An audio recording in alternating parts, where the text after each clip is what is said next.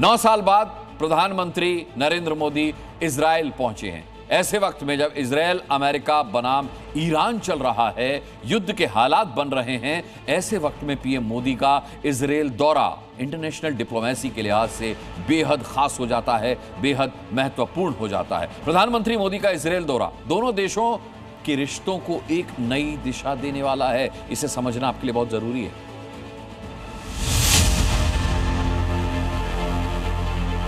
Red carpet बिछा था, सामने की तरफ एयर इंडिया 1 खड़ा था, विमान का दरवाजा खुला और प्रधानमंत्री नरेंद्र मोदी फ्लाइट से नीचे उतरे तो नीचे बेंजामिन नेतन्याहू खड़े थे। नीचे उतरते ही गले लगाकर पीएम मोदी का स्वागत किया। प्रधानमंत्री नरेंद्र मोदी को लेने खुद उनके फ्रेंड नेतन्याहू एयरपोर्ट पहुंचे थे। साथ में नेतन्याहू की पत्नी सारा भी मौजूद थी।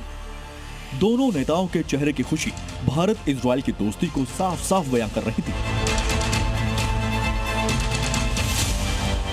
तेल अवीव एयरपोर्ट पर ही पीएम मोदी को गार्ड ऑफ ऑनर दिया गया।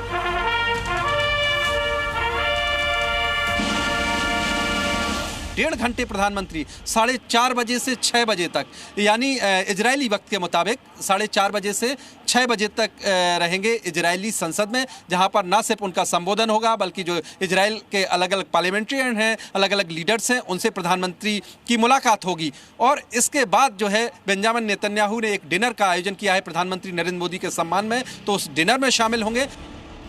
प्रधानमंत्री मोदी 2017 के बाद दूसरी बार इजराइल के दौरे पर आए हैं। 9 साल बाद उनका इजराइल दौरा सामरिक ताकत, वैश्विक कूटनीति और दोनों देशों के बीच रिश्तों को नए सिरे से लिखने जा रहा है।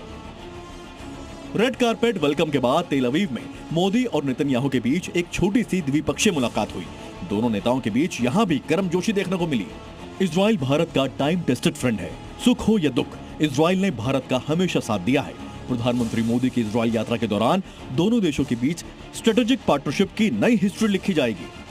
यह है इजराइल का आयरन डोम, जिसे दुनिया के सबसे शानदार एयर डिफेंस सिस्टम में से एक माना जाता है। ईरान और हमास के मिसाइल हमलों को आयरन डोम ने कई बार फेल किया है और तेल अवीव को सुरक्षित किया है।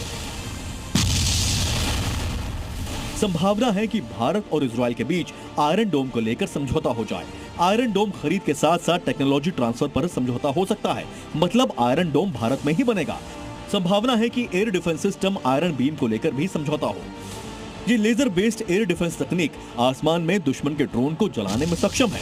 इनके अलावा भी और इजराइल के घातक हथियारों को लेकर समझौता हो सकता है, जिसमें Spice 1000 precision guided bomb, Rampage supersonic air to ground missile, Barak 8 air defence missile की डील संभव है। इजराइल से लाइट मशीन गन की डिलीवरी पर बात हो सकती है। प्रधानमंत्री मोदी की इजराइल की यात्रा के दौरान इजराइल भी भारत के रंग में रंग गया है। इजराइल की यह महिला भारत से इतना प्रभावित है कि इन्होंने अपना नाम किरण रख लिया है और बड़े ही सम्मान के साथ वंदे मातरम भी गाती हैं।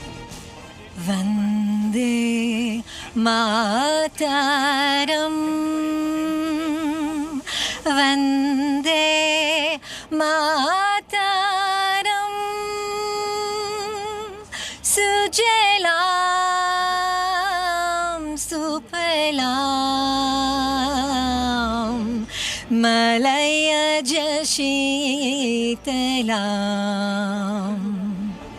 प्रधानमंत्री नरेंद्र मोदी का इजराइल दौरा ऐसे वक्त हो रहा है जब दुनिया ट्रंप टैरिफ से परेशान है।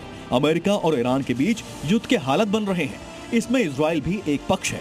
ऐसे में मोदी की इजराइल यात्रा वर्ल्ड ऑर्डर में भारत की भूमिका को नए सिरे से लिखने जा रही है, ये तय है।